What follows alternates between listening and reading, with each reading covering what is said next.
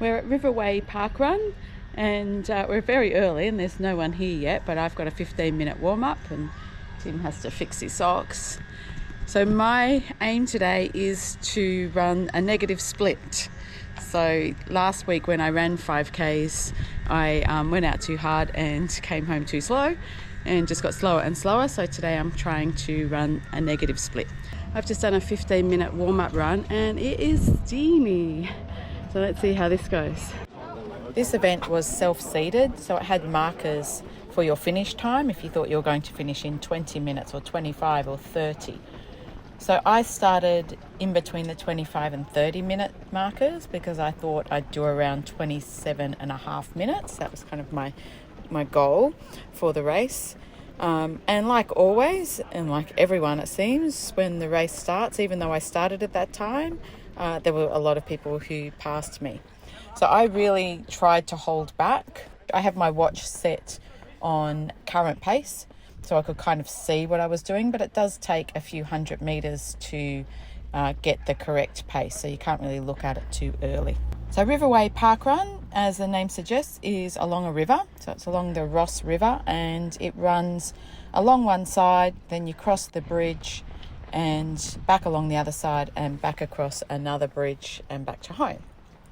So my first kilometre was, as you saw, 5:32, and I was kind of hoping for around 5:30, so I thought, I feel pretty good.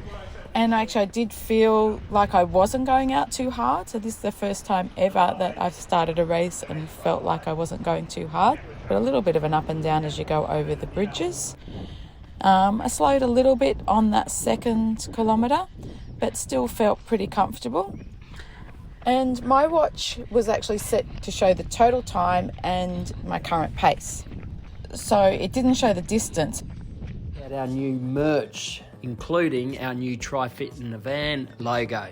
Men's and women's, blue only, link below.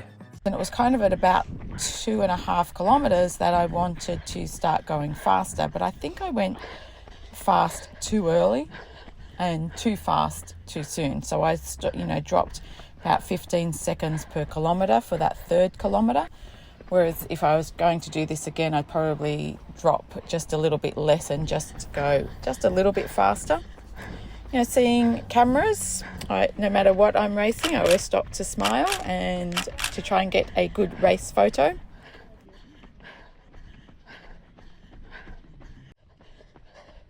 Back along the last bridge and 5:33, so that was a big drop from the 5:17 that I'd done in the previous kilometre, so I was kind of all over the place. And I was really struggling here. You had to do a final lap around the oval, and then Tim took the camera from me just for this last section, and this girl passed me and there was no way I was going to catch her. I had nothing left. I was going as hard as I could. It may not look like it, but that's as hard as I could get going at that time. Quick look at the watch to check my pace. This other guy's coming flying past, so obviously he still had some left and I had nothing left. There was that last little 90-degree turn as you come into home, and there I was, final kilometre. Actually, that was not too bad, 5:22 pace, so I was happy with that final kilometre. Negative split, we'll see. We probably should have factored in the heat. That's pretty intense compared to our heat. I got 27:17 and I don't think I negative split, but my best kilometre was the third one and that's usually my slowest. So still work on that negative split. Thanks for racing with me.